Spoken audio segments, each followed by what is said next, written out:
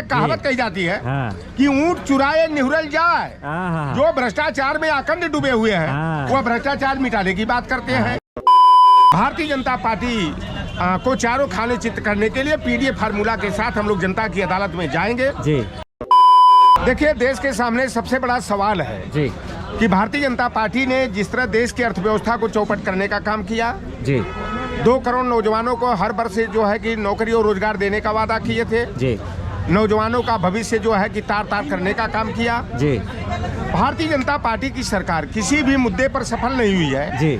और भारतीय जनता पार्टी के जो कारनामे हैं जी, वह केवल राम के नाम पर, धर्म के नाम पर, भारत और पाकिस्तान के नाम पर जनता के अंदर नफरत की भावना पैदा करके, हिंदू मुसलमान के नाम पर नफरत की राजनीति को आगे बढ़ा करके जी, यह चुनाव जीतने का जो फंडा तैयार किए हैं और उसी की आड़ में बाबा साहेब भीमराव अंबेडकर के संविधान को मिटा करके स्त्री शूद्रो नध्यताम की व्यवस्था वाली मनुस्मृति के विधान को लागू करना चाहते हैं जी।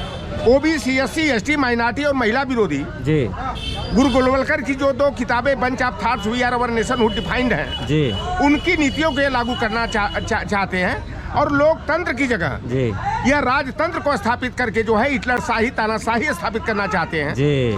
ऐसे में समाजवादी विचारधारा की जी सदैव से जो है कि अहम भूमिका रही है कि कैसे सांप्रदायिक ताकतों को रोकने का हम काम करें जी जी जी, राष्ट्र विरोधी ताकतों का फन कैसे कुचलने का काम करें जी। और ऐसे में बिहार में जो है कि राष्ट्रीय जनता दल जी, लालू प्रसाद यादव जी के नेतृत्व में तेजस्वी यादव जी जी जी, और इंडिया गठबंधन, और उत्तर प्रदेश में बड़े भाई की भूमिका में इंडिया गठबंधन के साझीदार माननीय अखिलेश यादव जी जो है भारतीय जनता पार्टी को वह चुनौती स्वीकार करने के लिए जो है मजबूती के साथ अपने पीडीए फार्मूला के साथ जी जी जी जनता के बीच में जाया जा रहा है जी जी। और सबसे बड़ा सवाल है कि जब हमारा लोकतंत्र और संविधान ही नहीं रहेगा जी, तो किसी की राजनीति करने का कोई मायने नहीं रहेगा। इसलिए लोकतंत्र, संविधान और सामाजिक न्याय की को बचाने के लिए भारतीय जनता पार्टी को चारों खाने चित करने के लिए पीडीए फार्मूला के साथ हम लोग जनता की अदालत में जाएंगे जी।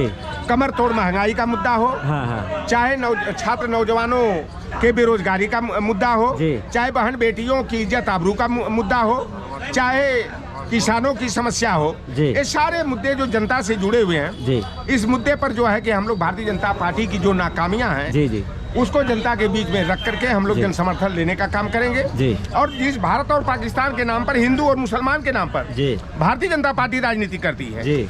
14 फरवरी 2019 को एक साजिश के तहत जो है भारतीय जनता पार्टी और आरएसएस ने राष्ट्रवाद का मुद्दा उछालने के लिए पुलवामा में 46 सीआरपीएफ के जवानों को मरवाने का काम किया जी। अब इनसे पूछना चाहता हूँ कि इनका एनआईए कहाँ गया था, इनकी सीबीआई और आईडी कहाँ गई थी कि 46 नौजवान मारे गए और 47 गाड़ियों को पार करके वह गाड़ी 300 किलोग्राम आरडीएक्स लेकर चली गई। तो इनका जो सूचना तंत्र था, खुफिया तंत्र था, कहाँ था? और आज तक उसका पता नहीं लगा पाए कि वह आरडीएक्स कहाँ से आया, वो आतंकवादी कहाँ से आए। इन्होंने फर्जी एयर स्ट्राइक किया ऐसे जगह पर जो वीरान था और जनता को गुमराह करके 2019 का तो चुनाव जीत गए। लेकिन मैं सीजीआई को धन्यवाद देना चाहूंगा कि उन्होंने इलेक्टोरल बॉन्ड के मुद्दे पर जिस तरह से भारतीय जनता पार्टी जो भ्रष्टाचार में अखंड डूबी हुई है, 2014 में आई थी अन्ना हजारे रामदेव को आगे करके भ्रष्टाचार मिटाने के नाम पर, सुचिता के नाम पर। लेकिन आप देखिए कि 14 फरवरी को 2019 को घटना होती है पुलवामा की और 23 अप्रैल को जो है कि पाकिस्तान की एक कंपनी है पावर हब कंपनी, उससे इन्होंने जो है कि 525 करोड़ रुपया चंदा देने का काम किया। तो हमारे यहाँ एक कहावत कही जाती है कि ऊंट चुराए निहुरल जाए। जो भ्रष्टाचार में अखंड डूबे हुए हैं वो भ्रष्टाचार मिटाने की बात करते हैं।